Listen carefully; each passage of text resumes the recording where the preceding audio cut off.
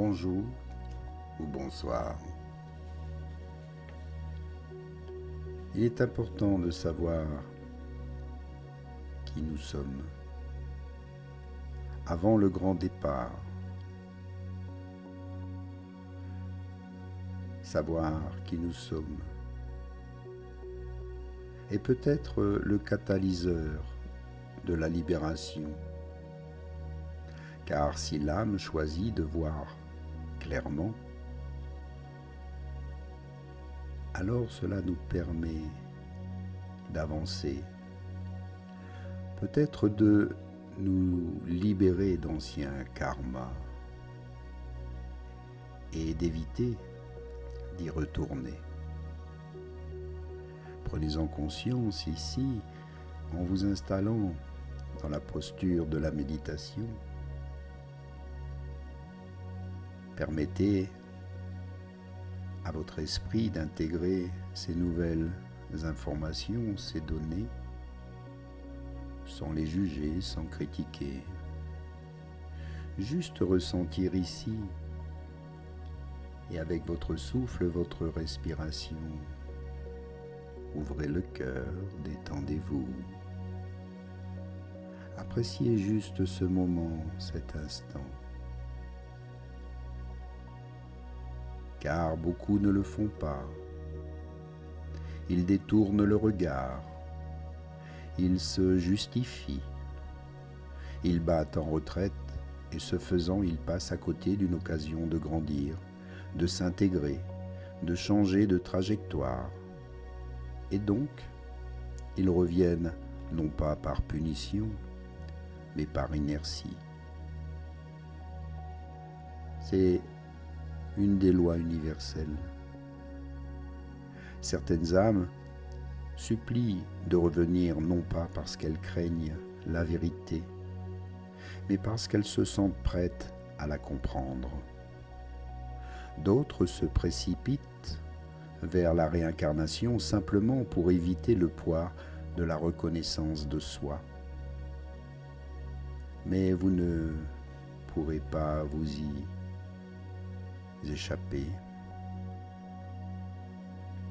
Vous ne pouvez pas vous échapper. C'est une règle qui vous permet d'évoluer.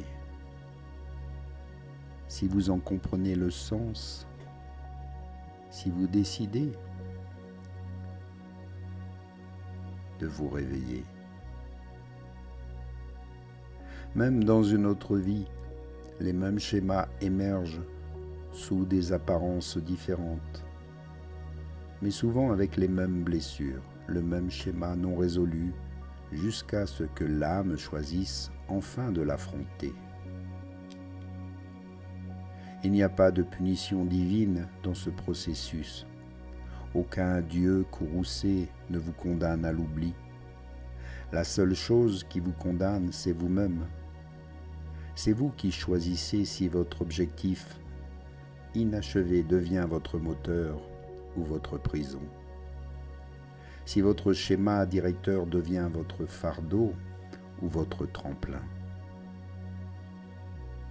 Et voici ce qui rend tout cela si urgent.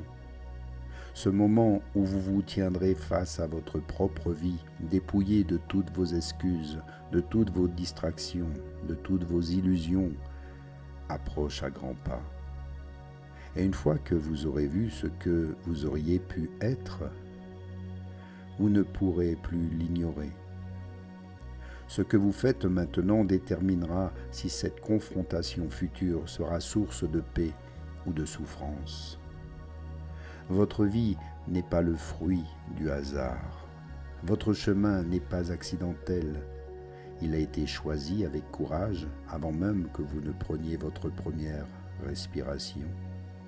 Et le moment venu, vous devrez répondre à vous-même et à vous seul. Répondre à la question suivante. Avez-vous honoré le contrat que vous avez conclu? Et votre réponse sera votre nouveau départ. On nous a dit que le karma était la justice qu'il s'agissait d'une balance cosmique mesurant nos bonnes et nos mauvaises actions, équilibrant chaque action par une conséquence. Faites le bien et vous serez béni, faites le mal et vous serez puni, mais ce n'est pas ce que Edgar Cayce a vu. Ce qu'il a décrit était beaucoup moins théâtral et beaucoup plus sobre. Le karma, disait-il, n'est pas une punition, c'est une dynamique. Ce n'est pas l'univers qui se venge, c'est vous qui traînez le poids de chaque pensée que vous avez refusé de changer. Le karma n'est pas un juge qui attend de vous punir, c'est un miroir qui vous suit, jusqu'à ce que vous voyez et vous vous voyez tel que vous êtes. C'est le miroir dans lequel se reflète votre véritable personnalité. Plus de masques, plus de mensonges. Si vous avez vécu endormi, inconscient de vos schémas, de vos peurs, de vos impulsions, alors quand vous mourrez, vous emportez tout cela avec vous, sous la forme d'une architecture, sous forme de plan de votre prochaine incarnation. Edgar Cayce décrivait le karma comme le résidu de la pensée transformée en habitude. Les habitudes se transforment en caractère. Le caractère se transforme en destin au fil des vies. Vous n'êtes pas puni par le karma, vous devenez le karma. Alors si vous vivez dans la peur, vous façonnez votre énergie pour attirer davantage de peur. Si vous réagissez avec colère, vous vous conditionnez à réagir de cette manière dans chaque incarnation jusqu'à ce que ce cycle se brise. Ce n'est pas que la vie est contre vous, c'est vous qui n'avez jamais cessé d'être la même personne. Même lorsque votre nom a changé, même lorsque votre corps a changé, même lorsque l'époque a changé. Et c'est cela qui est terrifiant. Vous pouvez vivre toute une vie, penser que vous avez pris un nouveau départ, et vous vous retrouvez dans les mêmes situations, entouré des mêmes personnes, confronté aux mêmes tempêtes émotionnelles. Pourquoi ? Parce que simplement vous n'avez pas échappé à votre karma, vous l'avez emporté avec vous, vous le nourrissez. Edgar Cayce avertissait que si une âme meurt sans avoir pris conscience, sans s'être examinée, sans avoir résolu ses problèmes, elle revient avec le même écho énergétique, et sans prise de conscience, alors elle se répète. Non pas à cause d'un jugement, mais à cause de l'inertie. Vous pensez que vos souffrances sont aléatoires, que vos relations sont malchanceuses, que votre stagnation est liée aux circonstances. Mais le karma est précis. Il attire vers vous des expériences qui reflètent votre paysage intérieur, non pas, encore une fois, pour vous punir, mais pour vous donner une chance de vous reconnaître.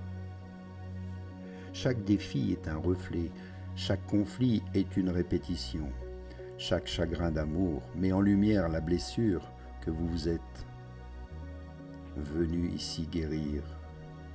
Et si vous ne comprenez pas cette fois-ci, vous revenez encore et encore avec un nouveau nom, une nouvelle histoire, mais toujours la même leçon à apprendre.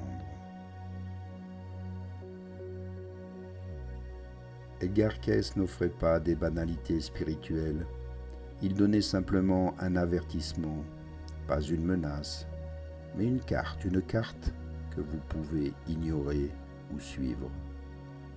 Et la plupart l'ignorent. Ils pensent que la vie est une question de confort, de réussite, de statut. Mais le karma se moque du titre que vous portez. Il ne répond qu'à votre fréquence, à votre conscience de vous-même, à votre capacité à évoluer. C'est pourquoi Edgar insistait tant sur la préparation.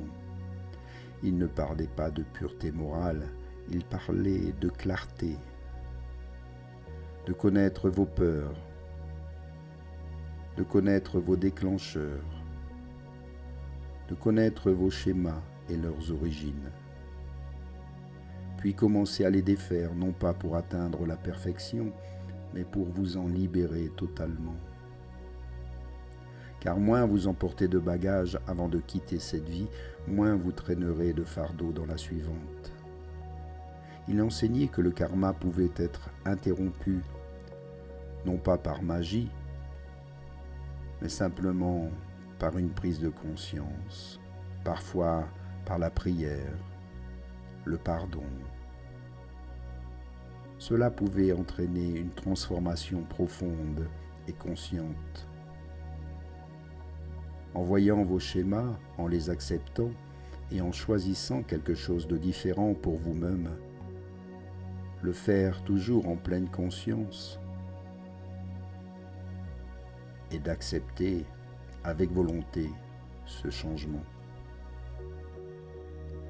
Alors le karma perd son pouvoir lorsque vous devenez imprévisible pour votre passé, lorsque vous choisissez de pardonner ce que vous haïssez autrefois, de parler lorsque vous restez silencieux autrefois, de vous aimer là où vous pensiez ne pas en être digne autrefois.